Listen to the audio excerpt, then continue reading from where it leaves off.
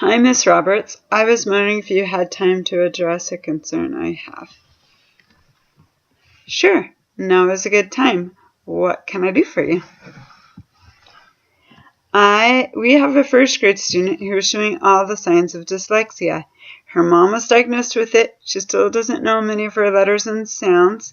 She can't tell me the sounds in a word. She can't rhyme. And she has trouble finding words.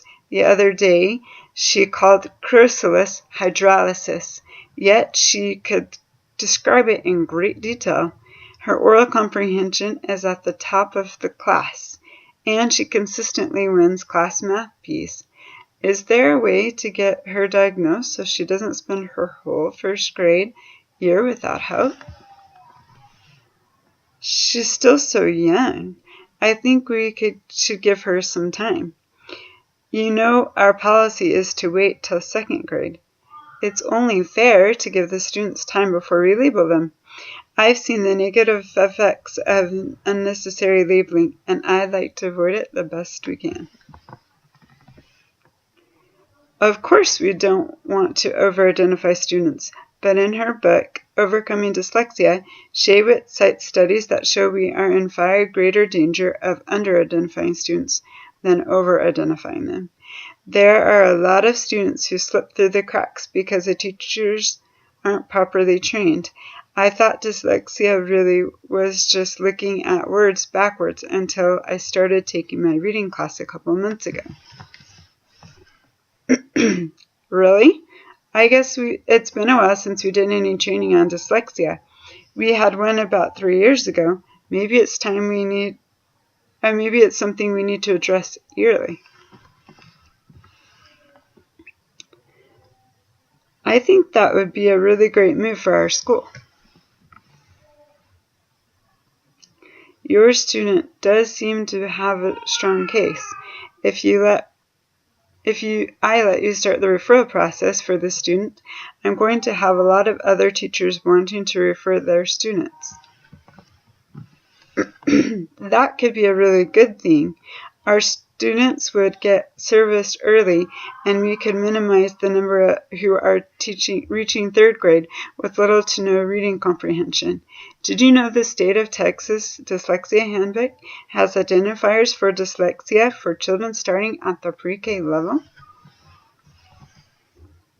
Yes, I've seen that, but there are a lot of early readers that just need a little time.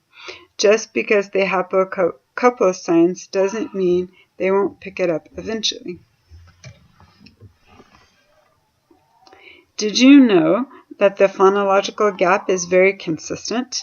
Shaywitz's book also includes research showing that the percentage of students who struggle with phonological awareness in first grade stays the same through fifth grade, only their gap in performance is wider.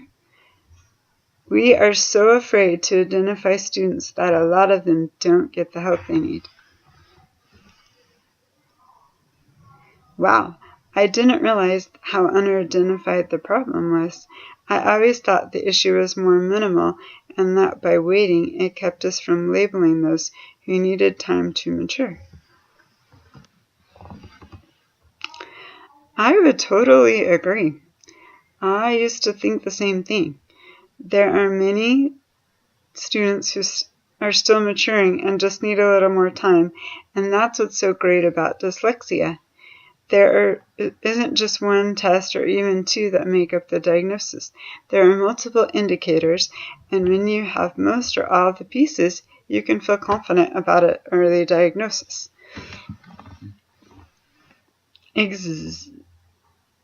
That's a good point. When we look at all of the data as a whole picture, we can be more sure we don't have faulty numbers and we have all the details, so we know we have a positive diagnosis. Exactly. Furthermore, we are causing significant harm by waiting to identify students because, as Shaywitz notes, it has been proven the brain is much less capable of learning to read after a person is 8 years old. You can think of it like malnutrition. We are letting them go so long without the proper nutrition to see if they really need the nutrition, but in the meantime, their brain is being damaged to the point it will need major surgery to correct the problem. What we really are doing is allowing them to practice reading without the necessary tools, and that practice is becoming permanent. I guess I never thought of it like that. When we don't get help early enough, we actually make the diagnosis more severe. I never thought it as environmentally created. I know it was a huge surprise to me as well, but it makes sense when you think about it. We also emotionally impair those who receive delayed help because they form deeply negative opinions about reading and their ability to be successful, opinions that can take years, if not a lifetime, to overcome.